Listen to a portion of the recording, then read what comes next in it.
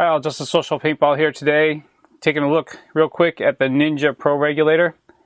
Really straightforward overview.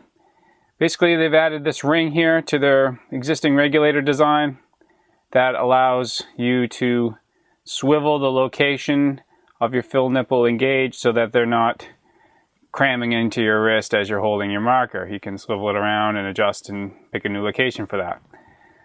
So you can see they come with nice protective caps, of course, top and bottom. The actual gauge is a little smaller. You've got the double O-ring design here at the top to prevent against leaks. A little extra protection there. The bonnet and the swivel are actually controlled by these set screws. I call them Grub Screws. That you adjust with an Allen key. So there's 3 of them on the ring, and once you adjust your location you can just tighten those down with an Allen key. One thing I want to show you here real quick on the palm of my hand, if you will, is there are actually 2 sizes of Grub Screws. So if you do happen to take them all out at once for whatever reason, just note that the smaller ones are for the bonnet. Okay? So the smaller ones will go in the top section here, and the larger ones, the longer ones here, will go in the O-ring section here that's adjusted for the swivel, so the silver ring. So just something to note so you don't mix them up if you do happen to take them out at the same time. To actually adjust the output of the regulator, you're going to have to remove the 3 set screws, I call them Grub Screws again, from the bonnet on the regulator. It helps. You're going to want to have the swivel tightened down here so that you can actually unthread the bonnet. So you might have to have this tightened down depending on how tight your bonnet is, or else the whole thing will turn when you try to open this up. And then you're able to access the internals of the regulator. Let me slide these out of the way. And so here we have the bonnet, and we have the main body here of the regulator. And you can see here's the fill nipple, nice and protected there, as well as the air gauge. Then inside are really the items you'll probably want to adjust based on your marker are these 3 shims. And depending on how many shims or lack thereof you have inside, it adjusts your output pressure. So they provide a nice manual of this regulator. Make sure you read it. It'll help you service, maintain, and adjust the output as well as other things. Contact Ninja support line if you have any questions and whatnot, because they are excellent customer service. They're top notch. I put 1 shim in there for 550 psi output for my DM6. I'm happy with that.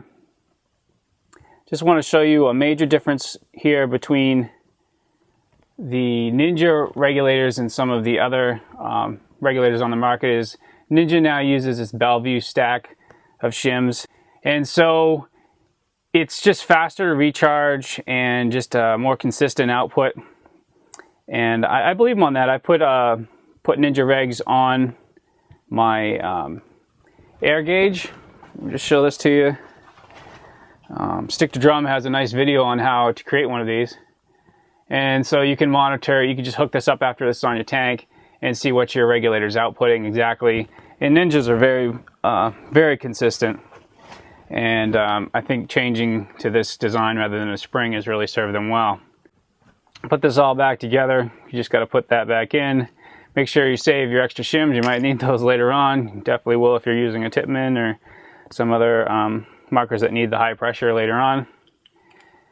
And just thread this back together and reinstall your set screws. Okay, final thoughts.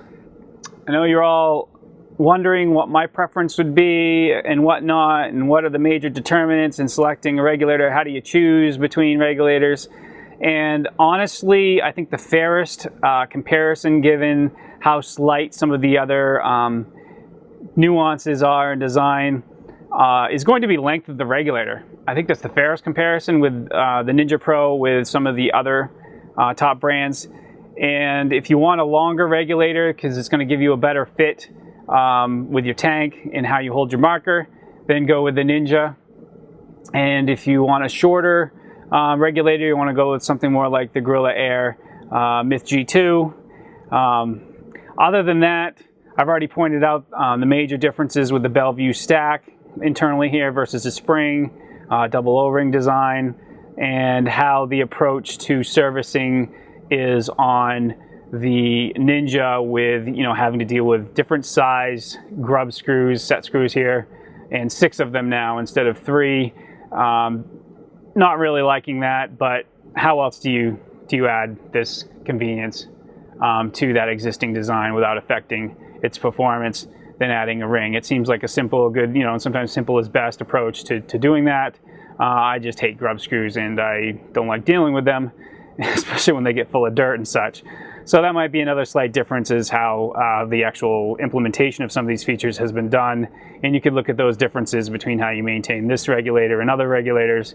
But really, I think the fairest comparison is, honestly, because the products are getting so close, is between really the size of the regulator. We will be giving away this Ninja Pro Reg courtesy of Ninja Paintball. They've allowed us to give this away as a contest. And you'll see an announcement on the contest on socialpaintball.com, our website. And you can follow the instructions there at the end of the contest. So good luck and take care.